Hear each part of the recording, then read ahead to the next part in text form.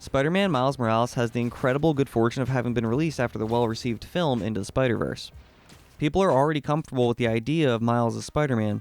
We even already got a decent amount of screen time and a full getting bit by a mutant spider scene with this specific iteration in Spider-Man PS4. They also get to build in the already rock-solid framework of movement and combat introduced by that most beautiful and grand of PlayStation powerhouses. And really, I think sometimes we forget how good of a game that was because it came out the same year as Red Dead 2 and God of 4. Somehow though, they have managed to make some genuine improvements. The Venom situation, while having the worst name possible for a Spider-Man power, given it's already being the name of the most popular fucking villain in the franchise, is still pretty awesome. I'm gonna miss it a lot going back to the less sparky Spidey. The animations have also been improved and feel very appropriately Miles. Going invisible at will is fun and gives you more opportunities to try out the surprisingly satisfying stealthy approach. However, despite all that positivity, this game also has the misfortune of having come out after Into the Spider-Verse. After all, people are already familiar with Miles as a character. He already has an established voice and identity. Anyone who dons that red and black suit now has to live up to the expectations set by the movie, as does any story the character participates in. So how does Mr. Morales in video game form compare to his film counterpart? Meh. It's pretty good. The setting is unbelievable. Is it just a reskin of the same New York we saw in the last game? Well, yes, but it's a damn good one. It really does feel like the same space just a few years later. And in the winter. I can get how that doesn't sound spectacular, but I assure you it is. This isn't just your standard boring winterization with some snow and frosty looking assets. They went 100% holiday spirit on this bad boy and I can't get enough of it. It's the perfect Christmas game, the lights, the colors, the vibe, the atmosphere, the festive story beats. It's all here. Makes me want to put on an 8-hour Yule log video and get toasty. You spend a decent amount of time getting to know Miles' friends and family, and for the most part, every character who gets screen time is impeccably acted and well fleshed out. I don't want to mention too many names due to spoilers, but suffice to say I was thoroughly invested in our heroes' relationships. And if that's not Christmas, I don't know what is.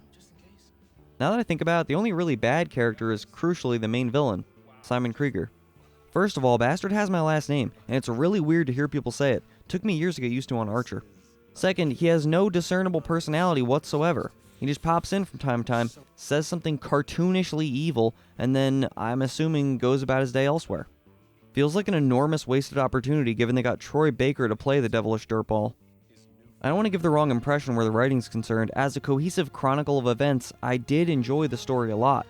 It was an excellent tale of origin, and to think they did it all without killing Uncle Ben for the 17th time. The musical change-up is a big standout coming from the main title to this one. Nothing wrong with the epic strings and horns, but diving off a tall building and having a beat kick in as you descend is an entirely different kind of cool. That's yet another area where these games are unparalleled, that marvelous movement system. Between swinging, zipping forward, point launching, and wall running, I truly feel the Sony Spider-Man series contains the best traversal in all of gaming. Everything is of course not perfect. In my first playthrough alone I ran into more bugs than you could spin an arachnid-related joke at. Like my game crashed more than it did in AC Unity. And that's saying something. I also just found myself having a far more positive opinion in general on my second playthrough. Taking in the journey as patiently, and more importantly as completely as possible, made all the difference.